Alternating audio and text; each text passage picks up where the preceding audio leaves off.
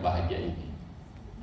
Yang pertama, tentu seperti yang saya katakan tadi, ulang tahun itu biasanya dirayakan dengan kata happy birthday atau happy anniversary.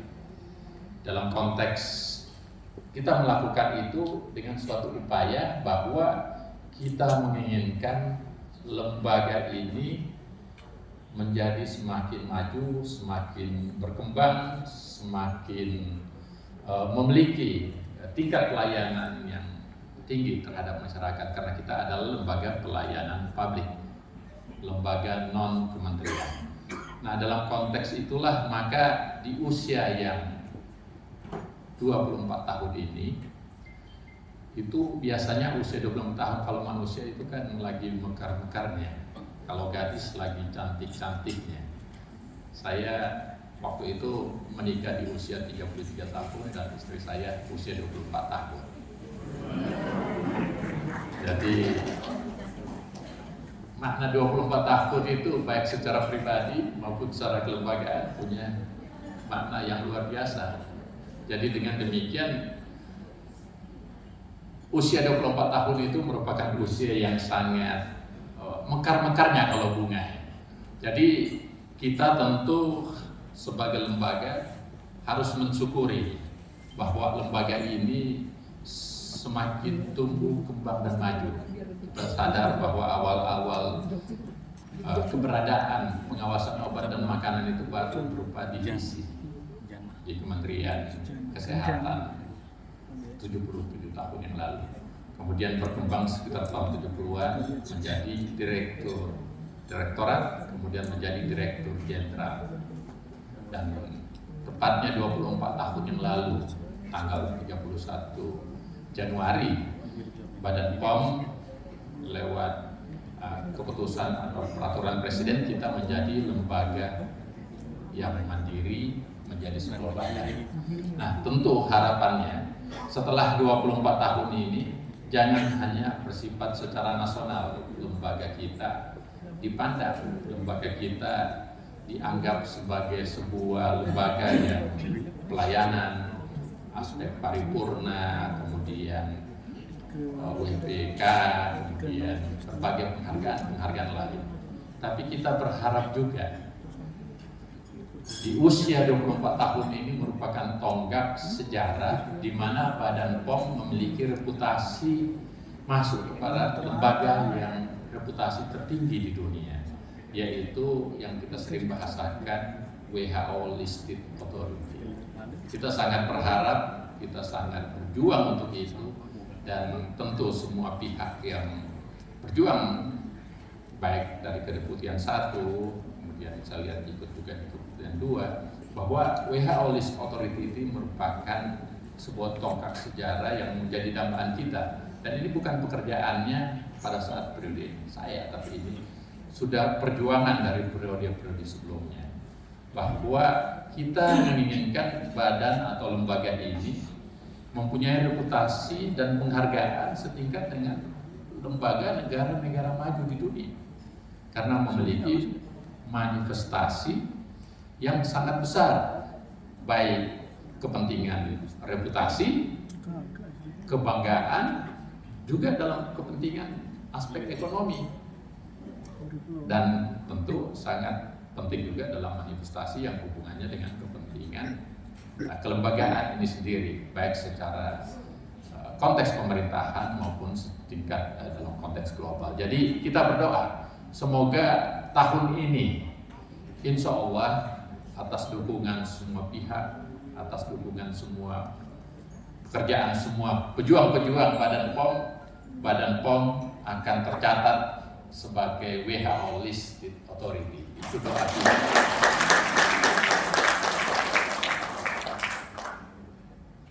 Terus poin kedua yang saya ingin sampaikan, bahwa di usia yang 24 tahun ini,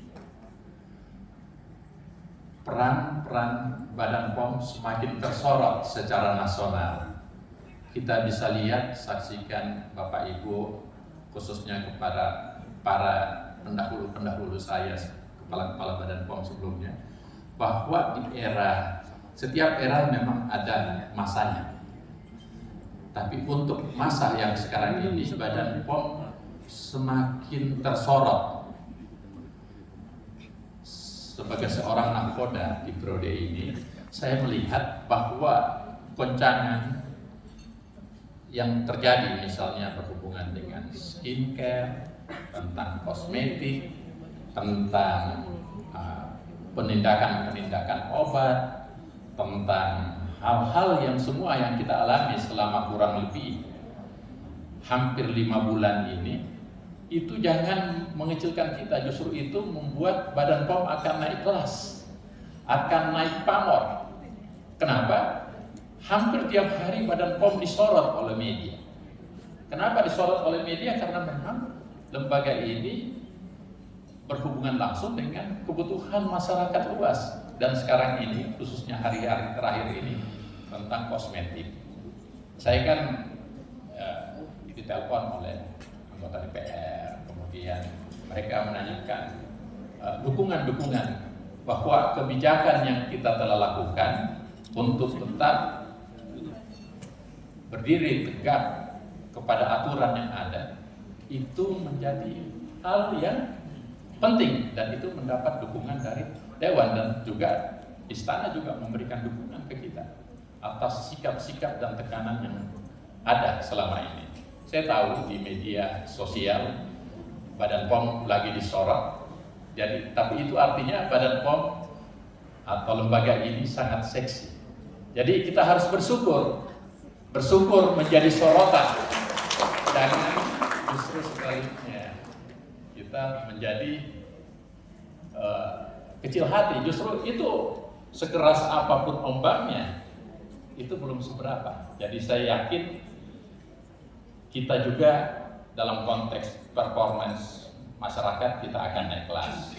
At least tahun ini juga kita sudah dapatkan bahwa kita sebagai salah satu layanan publik yang paling transparan di negeri ini. Itu diakui. Bahkan Ibu Menteri Komunikasi dan Digital menekankan bahwa lembaga yang paling banyak laporannya dan segera ditindaki di negeri ini adalah Badan Pengawas Obat dan Makanan. Berarti kita berada pada konteks lembaga transparansi yang luar biasa. Itu yang kedua yang saya ingin sampaikan. Kenapa? Sebagai lembaga publik harus transparan, tidak boleh sembunyi-sembunyi di belakang, harus tunjukkan.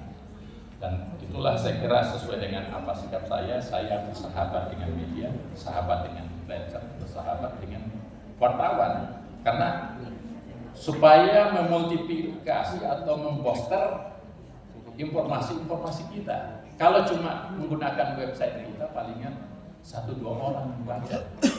Tapi kalau kita transparan dan menggalang semuanya, itu akan bermultiplikasi. Itu aspek kedua yang saya ingin sampaikan. Kemudian yang ketiga yang saya ingin sampaikan juga hubungan dengan apa yang kita sebut dengan integritas. Sebagai lembaga pemerintah, lembaga pelayanan publik, lembaga ini harus memiliki integritas yang tinggi. Dan ternyata kita sangat bersyukur. KPK, lembaga yang paling disegani di negeri ini yang berhubungan dengan aspek integritas, telah mengakui kita sebagai lembaga dengan kategori A yang memiliki integritas tertinggi. Rata-rata lembaga lain cuma 73 nilainya. Kita mencapai 83,9. Itu prestasi semuanya, bahwa lembaga ini memiliki integritas. Dan kalau bicara integritas, akhlak yang kita sebut atau capability dan semuanya itu sudah tercakup di situ. Jadi kita bersyukur. Ini tentu bukan kerjanya kepala Badan POM aja, kerja kita semuanya, kerja para pendahulu, dan kita perlu pertahankan ini. Aspek ketiga ini sangat penting. Kenapa? Karena di saat lembaga ini disorot, lembaga ini akan naik kelas setingkat global. Perlu juga memperlihatkan prestasi-prestasi yang nyata tersebut. Kemudian yang keempat yang saya ingin sampaikan, tentu sebagai lembaga yang bertanggung jawab kepada Presiden, kita harus menjalankan instruksi Presiden, asta cita Presiden. Sebagai lembaga yang demikian itu, kita berupaya menjalankan secara maksimal, khususnya 3 asta yang hubungan dari 8 asta itu: pengembangan sumber daya manusia, tentang hilirisasi, dan tentang pangan. Nah, dari konteks 3 itu, saya melihat cakupan Badan POM masih sangat besar untuk bekerja secara maksimal. Dan tentu bersama-sama dengan kelembagaan lain, kita bersinergi, kita berkoordinasi dengan Kementerian Kesehatan, koordinasi dengan Kementerian Perdagangan, Kementerian Perindustrian, Kementerian hubungannya dengan Bea Cukai, tentu dengan hukum BPKP, BPK, kemudian Kejaksaan Agung, termasuk KPK. Dan tentu dengan demikian, interaksi yang sangat kuat itu, kita bersama-sama menjalankan, mengikuti, dan berupaya menjalankan visi Presiden dengan dedikasi 10 poin utama, visi dari penjelmahan asta cita Presiden dan Wakil Presiden atau asta cita pemerintah pusat.